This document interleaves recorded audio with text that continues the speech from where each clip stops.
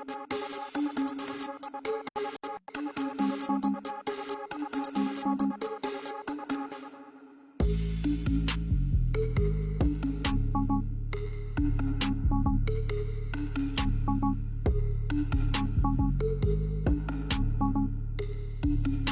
I drink coffee, I cannot sleep, Zotwa said to Temba. Really? Said Temba. I have the exact opposite. Wow, seriously? Are you serious about that, Zoto? Asked Temba. And Temba responded very quietly. It's very easy for me, Zoto, because when I sleep, I can't drink coffee. I would normally say good evening to you when I start the show, which is what I normally say. You've now probably memorized my greetings. But it is not good when something great is about to come to an end. This is the last episode of Motivation Friday with Dr. Tando Sibanda, author, motivational speaker, internationally renowned coach, and our very own personal development coach on Talk with Rams. But I suppose all good things come to an end. So thanks to you for choosing to join us. We are live on Instagram TV, Facebook, and YouTube. If you haven't, please subscribe to our YouTube page. Follow and like us on Instagram and Facebook. We are Talk with Rams on all the platforms. I know I speak for you and for everybody else when I say we are all looking forward to tonight's show. Because after all, Dr. Tando Sibanda is in the room. And when he is in the room, there is no sitting space. It gets so full. There's only standing space in this room. And he's here to give us his swan song. And trust me, if you listen to him and act on even half, and I mean even half of what he's going to share tonight, you and your business will never, ever be the same again. Good evening, Dr. T, and thank you so much for joining us one more time on a Friday. Good evening, Rams. I'm actually thinking, what am I going to be doing with my Fridays after this? Well, I was asking myself the same thing, Dr. T. Yeah. Then I thought, it's fine. I'll go back to the tapes. You've given us so much. I've got enough material to work on. Absolutely. Thanks, So man. I'm not complaining. There's enough material. There is a book to read. And I know there are many other books you're going to be producing for us to read. I'm not panicking at all. Sure. No, thank you. So let's get to the issue. Dr. T. Sure. Value proposition. Yeah. Now, you said something that you thought was going to motivate me at the beginning of the week when we were having a chat, just the two of us. But you actually left me very sore inside when you said poverty is not the absence of money, but rather the failure or inability to bring and package value to the place of exchange. I was like, ouch, Dr. T. How could you say that to me? Yeah, indeed. Poverty is not the absence of money. People are not poor because they don't have money. People are poor because they don't know how to bring value and how to speak the language of value in the place of exchange. Therefore, then, Dr. T, a word that all of us have used for all our lives, but I'm not sure in this context we all understand it. What is value? All right. So I'm going to break that down, I think, pretty much from on its simplest terms, right? So value, when we understand it in financial terms, it is the amount of money that something is worth. It's the price or cost of something. That's number one. Secondly, value is a fair return or equivalent in goods, services, or money for something exchanged. So actually, when we talk value, we are talking relative worth, we're talking utility, we're talking importance, we're talking the aggregate properties of something that makes it worthwhile in the eyes of another. That's what value, that's what this property called value is. In the simplest of terms, I like the part of relative worth and utility and importance, because I have found that we sometimes leave it to the other people to determine our Mhm. own relative importance in the room, in the game. Right. And that always has bothered me that somebody wants to determine my value. If I don't Right. know it, it will be a problem, isn't it? Oh, absolutely, absolutely. In fact, remember, it takes value to know value.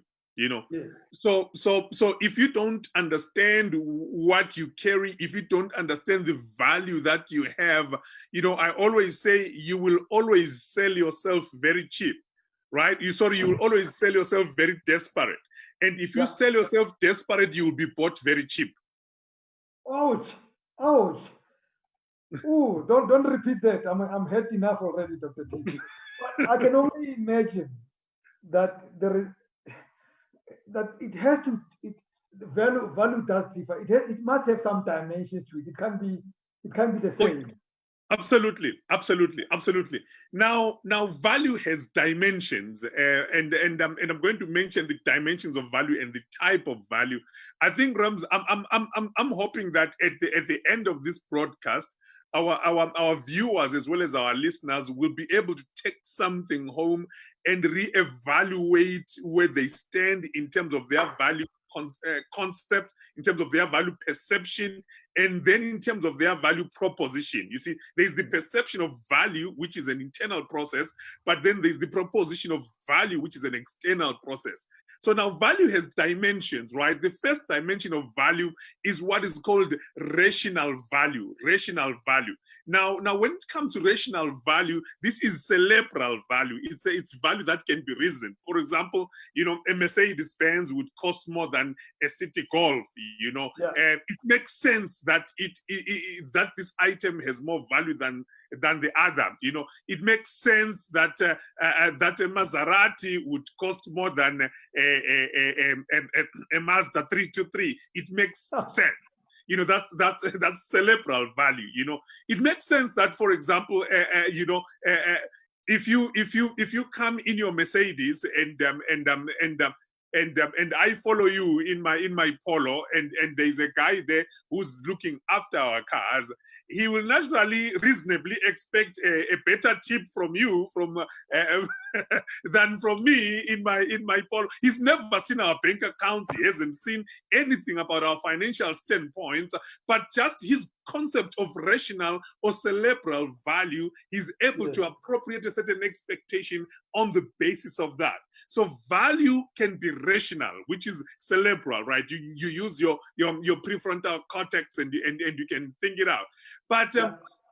value is also irrational or emotional. That's another Yes. dimension of value. See, so already it's not even just about the price of something, it's about rather understanding the language of value.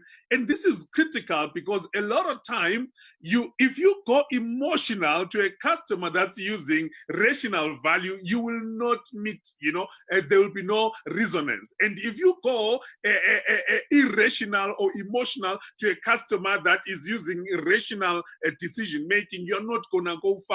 In fact, irrational or emotional value, the value here is not based on reason, but rather on emotion. So the customer has an emotional experience or attachment to the item in question.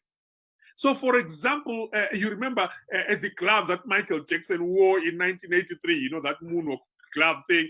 That glove, that little white glove, sold for $350,000 in 2009.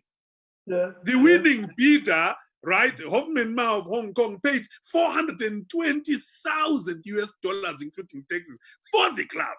So it's a glove. Now you realize that value. I mean, even the shirt that Elvis Presley wore, went for millions. The question is, what is the value quotient there? You realize that it's no longer cerebral, it's no longer rational, but it's now irrational or emotional value. So it's very important to understand the dimensions of value to say, hey, what is the value language being spoken by the person on the other side of the table? Because that's the language I need to speak. Before we move to the third dimension, Dr. T, Right. I like that because I always use the example of boxing. So people would pay for ringside 10 times what somebody's paying in the same arena right at the back for the same fight that may end. And by the way, Mike Tyson's fights ended within the first minute. But they would pay 10 times because they're emotionally vested in watching this man destroy his opponent. That's it. That's it. You see, it's a value proposition where someone understands there is an emotional connection there. So whatever money he's parting with, it becomes very, very meaningless in the sense. It's not the most important thing. The most important thing is the emotional connection. That's where the actual value comes from. Wow.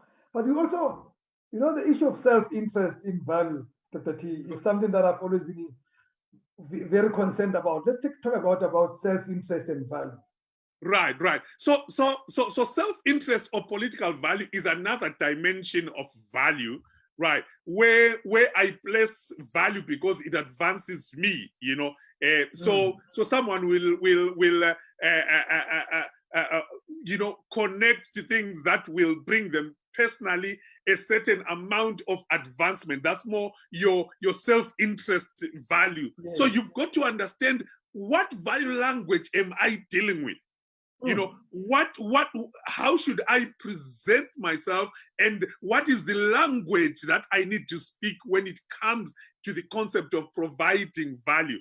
I remember reading somewhere in the Hebrew Talmud, rather in the Hebrew writings, there's a guy there. His name is David, right? This guy who fought Goliath is David, right?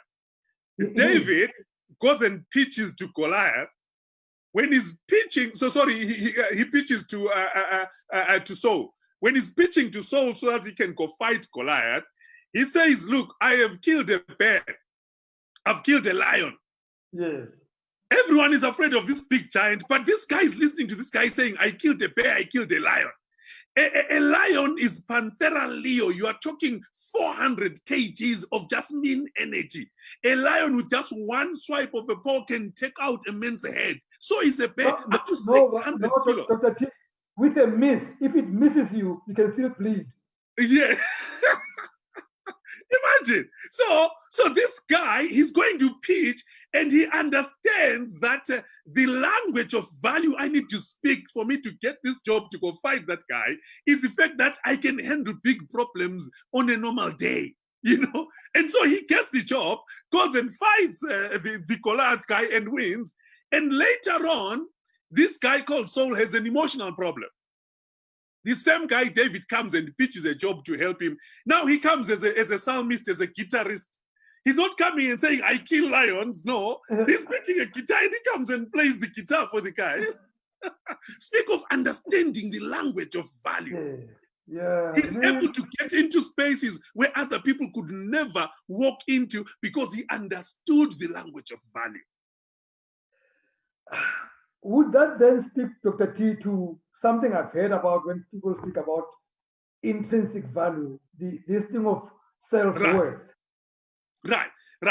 Now that comes in when we talk about now the two types of value. So there are three dimensions of value, right? There's this rational, irrational, and self-interest value. But there are two types of value, as you've rightly mentioned. Intrinsic value. Intrinsic value is self-worth. We are born with it. Now, I need to clarify this because a lot of people, when they go through challenges, they think that their value has become less or their value has diminished. But you see, for example, let me show you this. I wish I had a bigger note. Right, what am I carrying here? Well, it's a good note or during lockdown. It's lots of money. 20 bucks is a lot of money. I'm carrying a 20 Rand note, right? So this is a 20 Rand note. The 20 Rand note, its value was designated by the Reserve. It says South African Reserve Bank. So it pays out to the value of 20 Rand according to the Reserve Bank, right? But this is no longer a new note. This note has been through a very rough time, Rand. This note has been lost. This note has been put in dirty pockets. This note has been used to purchase cigarettes during a lockdown. It's done illegal things. This note got lost and fell into a river, and someone picked it up and went and sold with it. This note has been through a rough time. It's bribed someone. This note has done a lot of, but does it still work? Can it still 100%. buy? Right. Why? Because its value is not determined by what it has gone through. Its value is intrinsic. Its value, it was determined by the Reserve Bank of South Africa that made it. So intrinsic value is the value we all carry.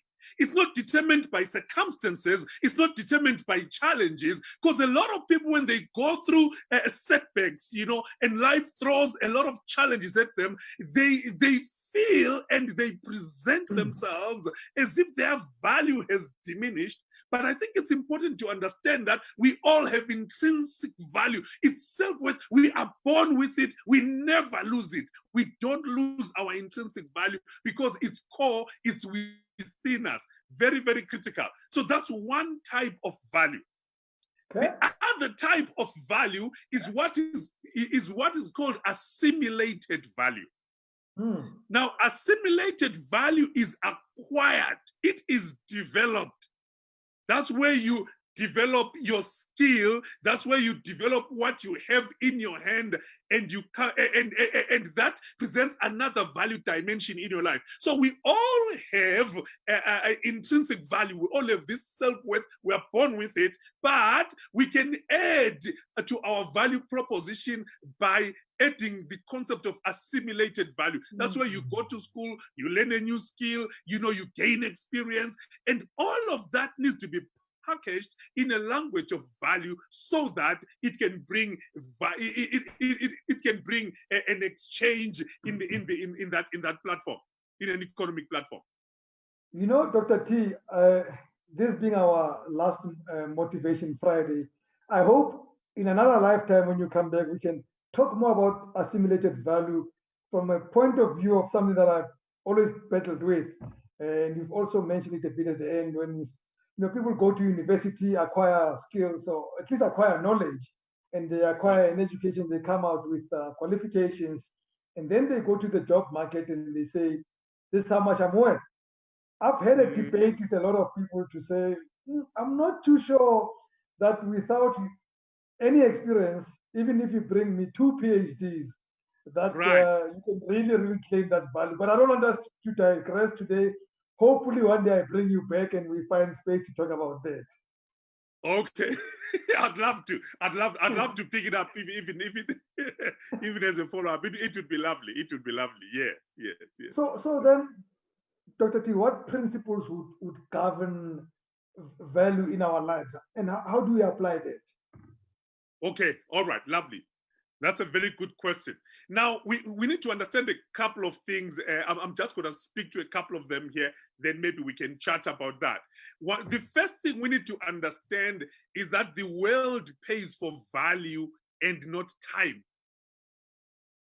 I think it's important to clarify that, because a lot of people think, well, I can put more hours into it. The more overtime shifts I put into something, that creates probably a very good income. But I want us to understand that a poor man's hour and a rich man's hour are the same chronography-wise.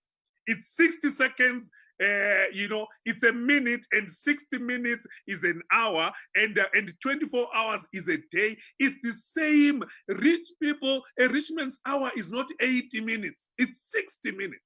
The difference is the value that we pack into that hour. So that's why poverty is not an issue of money. Poverty is an issue of value.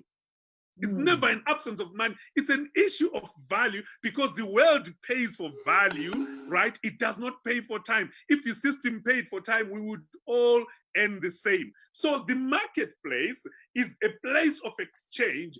It trades primarily in value. It doesn't trade in time, So even if I put more hours into a Monday, if my value is at a certain level, I have a ceiling on what I can earn. For example, I was just looking at some stats. Look at Floyd Mayweather. He fought with Conor McGregor, And that fight made in total over $600 million. And he walked away, what was it, 275 million for 28 minutes of work. Yeah, I'm not too sure that they fought, Dr. T, but let me not digress. Let's continue the conversation. Maybe it was a show, I don't know. but the point is, look, this young man called Floyd has put so much value into his hour. He's put so much value into his hour that for him to just show up, they have to guarantee $130 million to say, just for you showing up, champ, you've gone 48, 50 bouts in the ring, never lost. You put so much value in your hour. Just for you to show up, we'll give you $130 million. And then he fought Manny Pacquiao, walked away with what was it, another 180 million bucks. You know, for what? Less than an hour of work. Now, the point here, yes, we know he markets his own fight, his own fights, and he's cut out all the middlemen. What he has done is that he has put a lot of value into his hour. There are some people who will work, and they will work hard and will only make $10 an hour. And that person will realize, no, I can't be making $10 an hour. And he goes and adds a certain skill and comes back, now is worth 15, 20, 25. So it's a concept of saying the world pays for value and not time. If you don't like what you are earning right now, guess what? Go back and add more value into your hour. Get a skill, get something else. Once you add more value into your hour, get some experience, you will be worth more. That's the first thing. The second thing I want you to understand about value is that where value is not known, abuse is inevitable. Ooh, ouch. Where value is not known, abuse is inevitable. If you sell yourself desperate, you will be bought very cheap. Now, look at what happened. For example, I don't know if you know the story of the Marange diamonds in Zimbabwe. One of the best diamond finds of the century. That's what it was called. So way back in 2006, you know, it becomes known that, oh my God, there are some diamonds that have been discovered, and these diamonds were alluvial. Now, alluvial means they were surface diamonds. So literally, you could pick them up. But here is the story. The backstory is that there were boys that used to head cattle in that area where the diamonds were alluvial. The diamonds were not a surprise to the people that lived there. They just didn't know what they were. So the boys would pick up these stones and they would put them in their slings and hit birds with it. Those are expensive birds. Telling you. Now imagine you're a bird and you know that little thing is worth 2 million rand. You're like, 2 million rand? I dug another 2 million. I dug another 2 million. Some guys died poor because they lived with diamonds for centuries and thought these nicely shaped stones did very well for beating birds. So where value is not known, abuse is inevitable. You see, it's critical because it depends in whose hands is this thing. Do you know what you carry? Do you know what you have? I shared a story the other day of a certain man who had a health condition, and he would crawl out of his house when the pain was too much, and he would sit under a prickle pear tree, you know, the prickle pear, you know, the one with the flat leaves. And the guy died after a couple of years. And when his son did some research, he found that his father's condition could have been fixed by the very prickle pear that the guy used to sit under the tree. So the gap from the leaf of the tree to his head is what killed him. What he didn't know killed him. Died sick when the help was just above his head. Same thing. Some of those young people died, you know, probably died poor or are gonna die poor, but for centuries they were stepping on industrial grade gems. That just one of those little stones could change your life forever. Where value is not known, abuse is inevitable. If you take a basketball, a simple basketball, and put it in the hand of Steph Curry, that thing transcends from what we all play outside into $37 million US. If you take a tennis ball and put it in the hands of Roger Federer, that thing is worth $19-20 million. If you take a golf ball and put it in the hands of Tiger Woods, it's worth millions. If you take a baseball bat and give it to Michael Troy, it is worth $47 million. What do we use baseball bats for here? We use them to beat. We use them for beating people up. Yeah, every other guy has a baseball bat in his boot. You know, I'm gonna defend myself. Gender-based violence. It's for gender-based. And in one guy's hand, it's worth millions. The question is, what's in your hand? Do you know what's in your hand? Do you appreciate what's in your hand? Are you building what is in your hand? So value works on some of those principles. And again, this thing called perception, very, very critical. How you see yourself is how you are going to push value out there. And this is very critical, Rams, because a lot of us, even when we look for a job and they ask you, how much money do you want to get paid? The perception we create devalues us. I know, you will see how much you can give me. I just want a little bit. Just a little bit so that I can just have transport. Who looks for a job so they can get a little bit so they can have transport? So we sell ourselves very, very, very desperate. That is why we are bought very cheap. Oh my God. And so, so let me close by this. I know probably our time is going. Well, I was gonna ask you, Dr. T, so that we really get value out of this conversation. Yes, and sir. Therefore, with everything that you've told me, how do I upscale my value proposition? How do I not go to the next client and say, well, you'll see how much you give me, it's okay.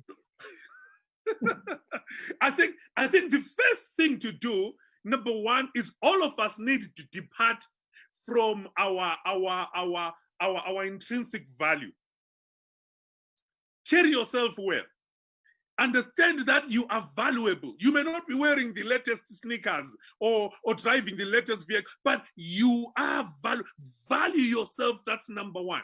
And secondly, know your value, because that's how you recognize value around you.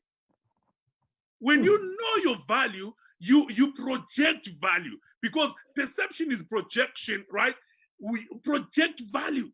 A lot of us don't even think we are worth anything. And that is why I said we end up selling ourselves very, very, very desperate. And then our value goes down. But is there no danger of self-delusion there, Dr. T, that now I think I'm this Maserati, when in earnest, I'm just that Mazda 323 you spoke about? Right. Now, that's why when you do an audit, you understand this is who I am, number one. What gift do I have? And two, how can I package what I have in a language of value? I always say to people, when life doesn't give you a red carpet, roll out your own. And I'll explain why.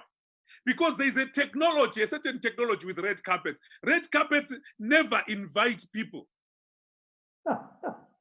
Red carpets invite other red carpets. Believe me, anybody who've ever seen on a red carpet is because they rolled out a red carpet with their gift and with their value.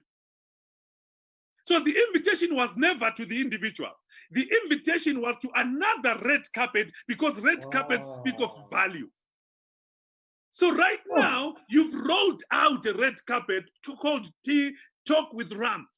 Now, the next time you are seen speaking on some other huge platform, it's not about the fact that you are Rams. No, it's that red carpet will be recognizing this red carpet.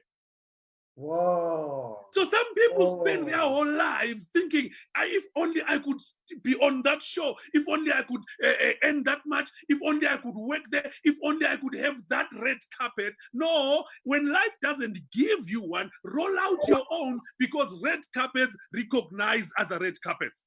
So the process of value is the process of developing your own red carpet. I got tired of reading other people's books and just quoting others. I thought, well, if only people could quote me. Then I said, no, man, let me roll out my red carpet. Let me write my own book. So now when other authors are talking, they are not inviting me because I'm anything special. No, they see the red carpet. They're like, okay, Yes. that red carpet can come and walk on this red carpet. Because You've it's now all bought about your value ticket. perception. You bought your ticket into the room. That's what has happened. Yes, yes, yes. You bought your ticket into the room. Why? Because you are now able to speak the language of value. Your value correlates with the other value, and you are able to move forward in a dimension of value. The other thing, by the way, is that it's very important that when you understand value and you've got something to offer, you know, package your skill in the language of value. Because the fact that you have value doesn't mean that other people will see it. Package it in a language of value. How many guys do you know that are more gifted than you but don't have a platform? How many guys do I know who are more gifted than I am but don't have a platform? Yes. We grew up playing soccer with a lot of men. There was a guy when I grew up who was so gifted in soccer at school. The guy could flip balls like what Okocha used to do. He could do anything. Man, but why did that not go far? Simply because we need to package our gifts in a language of value, package ourselves in a language of value that the marketplace can understand and reciprocate. Dr. T, I'm going to read some comments to conclude this conversation. All right. Homotso Machila says this should be part of the foundation phase curriculum because I grew up with this valuable information. If I grew up with this valuable information, I'd be the wealthiest person in the universe. Andy Michael Nwema says, Dr. T wrote awesome scripts for one of my talkies. Great mind indeed. Homoso comes back to say, Dr. Sibanda should be hosted for an hour. It's true. Okay, I heard you. We'll work on it someday. And then Most Accuracy Serena says, make sure you are part of this show. Thank you. Great insights. He says, sell value. Value has dimensions. Thank you, Dr. Dando Sibanda. The winning mindset. Lunginene says, my value is not determined by my circumstances. Samukela Nzuza says, we get paid for the value we bring, not the time. The rolling cup, everybody's commenting, Dr. T. However, we have run out of time. So, yes, sir. I'm going to say from the bottom of my heart on behalf of Freddie and I, you have brought value to this platform. It has been amazing to have you on the Fridays with this Friday motivation. I know that I speak for everybody who's been joining us that you have brought value, and for that, I'm very grateful. Sure. Thank you, man. I appreciate it, 100%. I know many people will gain so much from you going forward, and I encourage them to get that important document that you wrote, Dr. T. Show them again that book. Oh, yes. The winning mindset. The winning mindset. We've the been showing it concepts I speak are found here. Yeah. Great stuff. We've been showing it on screen, and we've directed them on where to get it. Thank you. So, Thank folks, you. this is the last of the Friday motivation talk with Dr. T. All good things come to an end. That's the bad news. I've been telling you all day that this will be the last. But I also have good news for you. But maybe let me give you the good news. The good news is that Dr. T will be back every Monday from next Monday on Monday Motivation. So he's not gone. He's with us again from next Monday. The reason he is no longer doing Fridays has got nothing to do with Dr. T, but with our programming. The show is now going to be Monday to Thursday. We've done away with the Friday part of the show because value has called me elsewhere. So I've got other commitments for Fridays, and I've had to give away the Friday show, unfortunately. But we're still continuing, and Dr. T will be there every Monday to give us the Monday motivation. You will need it more next Monday because it's going to feel like New Year's Day, if you know what I'm talking about. So it's going to be very important on Monday, the 1st of June, to have Dr. T joining us. He's not lost, and I'm thankful, Dr. T, that I'm losing you today, but I'm gaining you back on Monday. Thank you very much, and have a Dr. T. Thank you so much, man. I appreciate it. Love. Yeah, let's create value for our people. Thank you, man. Great stuff. I've seen your comments on Facebook. Thank you for everyone. Comments on YouTube and Instagram. Thank you very much for joining us. We shall see you on Monday, 7:30 p.m. on all three platforms. Do subscribe and follow. Talk with Rams from me and Frederick. Good night and God bless.